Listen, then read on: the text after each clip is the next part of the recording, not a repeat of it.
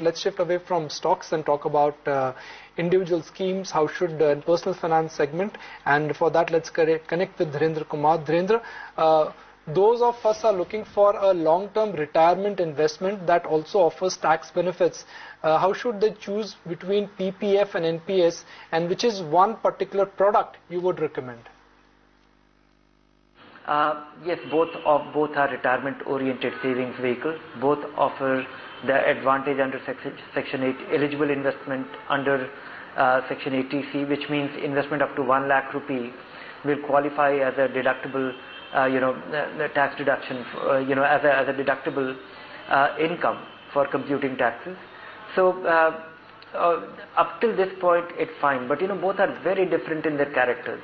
Looking at Public Provident Fund, you get guaranteed returns, and the returns are tax-free.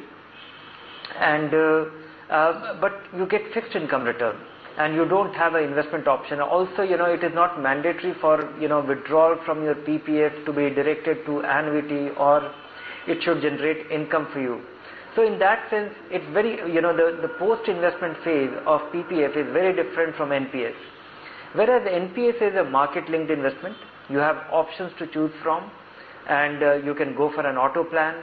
You have an option. You also have a choice of choosing a fund manager, and of course, choosing the fund manager over such a long period might be difficult, and it may not translate into something meaningful, because over a long, over 15-20 year savings period, I think that most returns will be in a very narrow band. So that part, I think the structure.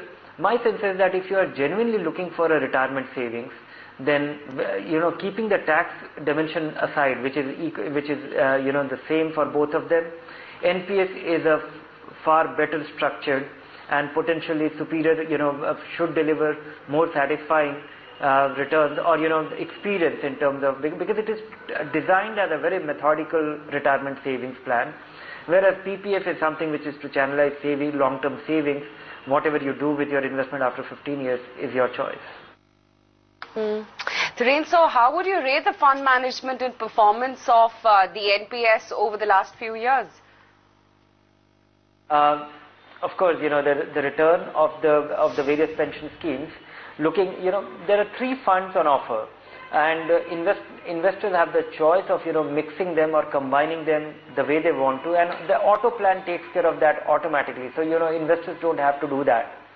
And looking at the performance, I don't think it is disappointing at all. In fact, looking at the returns, my sense is that ever since the NPS started, the market has been market for the equity as well as the fixed income has been extremely hostile. Despite that, they have been able to deliver reasonable return. And my sense is that for something which is as low, which is your long-term savings to be invested for 20-25 years, 3-year period or 2.5, 3-year period is not long enough for somebody to pass a judgment, and they are doing an excellent thing. What NPS has, the remarkable thing about NPS is it's transparent, it is structured nicely, and it has low expense. And the investment framework is pretty well defined, and it's very well defined for the equity in particular. So I would say that one is bound to get close to market or little more than the market return from the NPS equity options.